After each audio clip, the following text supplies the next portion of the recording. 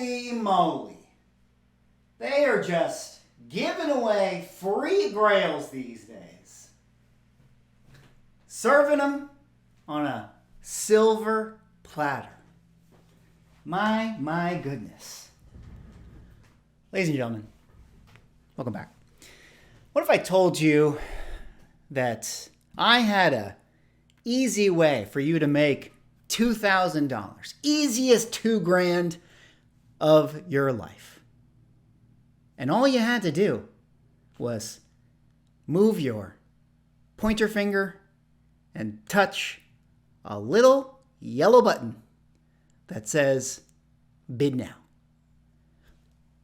All you had to do was move this finger, hit the button, and bam, $2,000. Would you do it?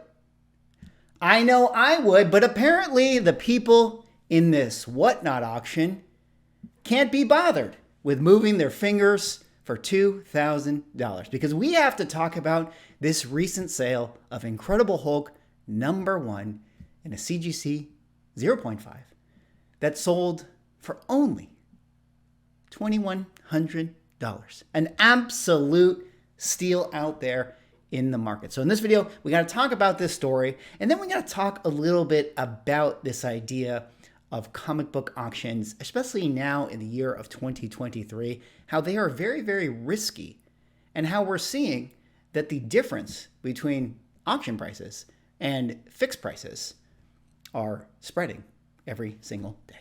But before I get into it, if you guys could drop me a like, comment, subscribe. If you're enjoying the content, helps support the channel doing those things, I appreciate it. But let us get into this video here today. Now, of course, this is a video that was sent to me by a good friend of the channel, Newbie Comics. He discovered this thing, and this was just a couple days ago of an auction on Whatnot. Now, a couple things here. Obviously, I've talked about Whatnot before. You know, I don't know if this particular seller was backed by Whatnot in terms of the fair market value. There's been, stories about how if you sell a big Grail on Whatnot, Whatnot will compensate whatever fair market value is lost in the auction. It's a way for them to create sort of more buzz and hype for auctions, right? To bring people in. Obviously, if there's an Incredible Hulk 1 being sold on Whatnot, then that's very, very exciting for people to hop into that room. I mean, the sellers here, I don't know too much about them. PTR Mint, shout outs to them. They had this Hulk going up for sale, and they seem to be happy with their price. So maybe this is just something that they came into. It was like a free book for them, or, they've been sitting on this for years and years and years, so they have like nothing into it. But they did a $1 starting bid on Whatnot, on their Whatnot account. And here are some of the results. I'm going to play this video for you guys. It's not really, too interesting, or it's really just for me to show you guys that this actually happened. But let me just kind of show you guys the last few seconds of this auction. Again, they started this at a $1 bid. The video is a little bit longer, so I'm just kind of going to play the end here. There are a couple of curse words thrown out there, so in case earmuffs out there for all the youngins in the audience. But let me just play you this clip, and then we can talk about this auction and the overall broader story, which is auctions versus fixed prices here. So here it is. A huge steal. Remember at 2,000, breaking 2,000, girl dad. 5 seconds left. 7,500 last sold. Get it? Oh shit! My God! We got some snipers. We're thinking about it. We're thinking about it. We're so ready to pop that champagne, y'all. I'm ready. We are so, oh shit. Come on, give it to me, baby. A few seconds left. 2, 1. Oh shit, girl dad. 04, congratulations. First person, popping it. Yeah. Woo! Somebody clip that. So what's crazy to me, I mean, they're obviously very, very happy. They got whatever, $2,100 for it. It's wild to me that everybody in this room didn't bid on this.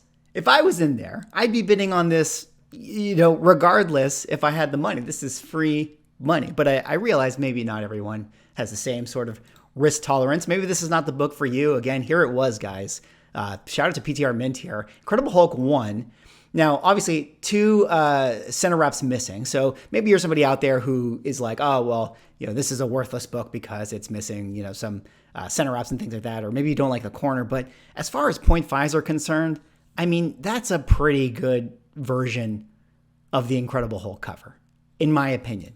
Especially when you consider here, you go into Incredible Hulk 1, here in Go Collect, you go into a 0.5, and let's take a look at the last sold. I mean, they said the last sold was 7,000. I mean, that was definitely not correct. But look at this on eBay, $45.50 for this. Someone paid twice as much for this Incredible Hulk right here, with light tan to off-white pages, no less, for this particular copy.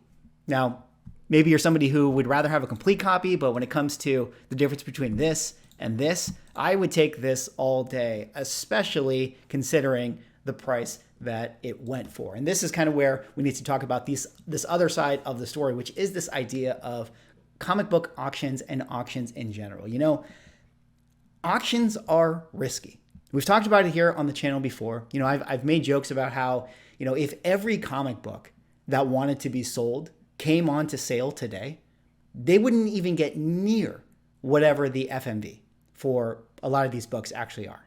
If people had the option, if people had to get their liquid value out of every comic book Grail that they own today, they had to get that sale, there would be no industry. There's just simply not enough buyers for that. And so in this particular auction, if you're going to say, hey, I'm going to drop on Incredible Hulk 1, and, maybe there's some issues with it because obviously if they, auction this on eBay, I have to assume that there would have been more viewers for this, but that's the risk that you take with a lot of these auctions. Any given sale, any given day, whatever time it ends, how many eyeballs are on it, who's ready, to buy it then, there, and now, and what are the also like potential flaws with the book, which is something that, is another part of the discussion. But this is something that I'm seeing a lot here in 2023, where we're seeing a really big difference now between auction values and what people are paying, in the convenience of sort of the, let's call it the buy it now on eBay, so to speak. And I think that that's where you're feeling a lot of discussion where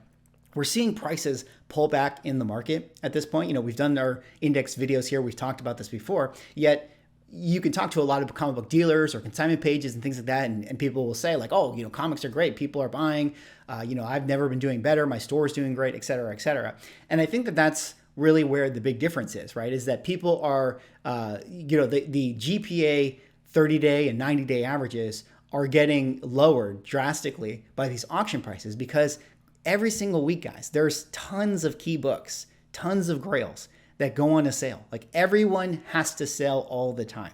There's always going to be AF-15s getting repriced. There's always going to be even an Incredible Hulk 1, as rare as that book is. There's always going to be ones on the market. I mean, always, relative always. But that's one of the things is like if people are just not watching those are going to have that downward pressure on the pricing of GPA. And then the fixed prices, are just whatever people want to pay for them today. And I wanted to show you guys a few examples of books like this that I thought were really interesting, just to kind of paint a picture, I should say, of, the differences in prices. And I just pulled up a few that are, your sort of basic kind of Silver Age keys that you see at auction a bunch of times on Heritage. Here I have an Amazing Spider-Man 9, first appearance of Electro, a great book. You guys know this one. Obviously, Spider-Man is always going to be, in demand. And I just pulled up a 3.0 right here. Now, granted, I'm cherry picking a little bit, but this is something that you typically see time and time again. And you can just see, let's take a look at some of these last couple sales here. A 3.0 went on auction on eBay and sold for $697, yet the fixed price on eBay just 2 weeks before that sold for $1050. So we're talking about, almost just under 50%, 40% more value for the fixed price than the auction on eBay. And that's kind of an interesting thing to think about. Similarly here, we have another fixed price on eBay that sold a couple days earlier at $850. So this $1050 was a big sale. I think that this one is a little bit nicer of a book. Probably somebody was thinking they could do a CPR with this one. But again, still $850 versus $697, a decent margin when we're talking about, an auction price versus a fixed price. And even if you go here into, earlier in April, 4/14, you see an eBay auction for a 3.0 sold for $580. And then just a couple, weeks before that, you can have like a best offer of a slash price of $926. So, again, a lot of discrepancy, when it comes to the auction price versus the buy it now price. Again, another one, Giant Size X-Men #1. You guys all know this book, first appearance of all the X characters. And I just pulled up another kind of, mid-grade level 6.0. You can just see the fixed price on eBay is $29.50. And then just a couple days before that, the auction price on eBay is $2,100. So we're still talking about a 30% difference, a 30% difference in value of the fixed price for this book versus the auction price for this book. And that's something that I think, is interesting to focus on. I mean, there's a lot of people in the comic book market that make money doing this. This is how they play this margin, right? They buy the auctions and then they sell at the fixed price rate. That's a lot of how people, do this buying and selling and flipping and that whole thing. So there's a lot of those types of behaviors we're seeing in the market. But also, when we're talking about just how do we determine the fair market value, how do we determine the price? Well, you can see there's such a big discrepancy in the 2,900 versus the 2,100. And then on top of that, when we're talking about giant size X-Men 1, you might now say that the fair market value for a 6.0 is the average of those, right? We're going to say it's a 2,400 fair market value. But could you actually find a 2,400 priced giant size X-Men 1 at a 6.0 on eBay right now? Probably not. You probably are going to see ones that are listed at 3,000. So there's this constant push and pull that I think is interesting in the market when we're talking about auctions versus buy it nows. Now, there are some books that I think are also very interesting, like a Fantastic 448 that I pulled up a 4.0 here, where you can see the fixed price, sold on eBay on 5/1 for $1,200. And then the auction price on eBay a few days later sold for $1,200. So some books, depending on like the desirability of them, are kind of selling at the same price at auction as they are fixed priced on eBay.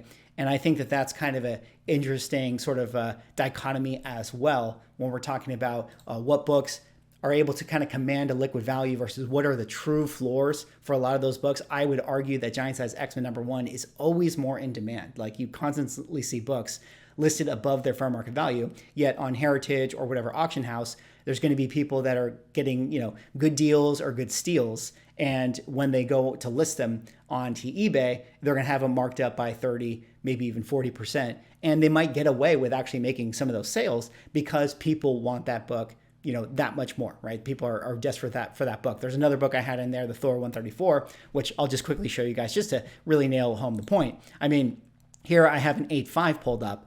Auction price at Heritage was $468. Fixed price was $875, just like a couple of weeks later. So we're talking twice as much. And again, this has a lot to do with the fact that there is a big difference of what we're seeing where the floor value, somebody will take it off your hands because, you're asking for it to be sold at that moment versus the buy it now price where somebody wanted it. You had to find the right buyer who knows how long that book has been sitting on eBay. And I think that we're kind of in an interesting spot right now where we're seeing this really big discrepancy between the two. And that's something to think about. If there's somebody out there who say you have Grails, you want to sell comic books, you have something you want to turn into market, it is always a risk to do books at auction.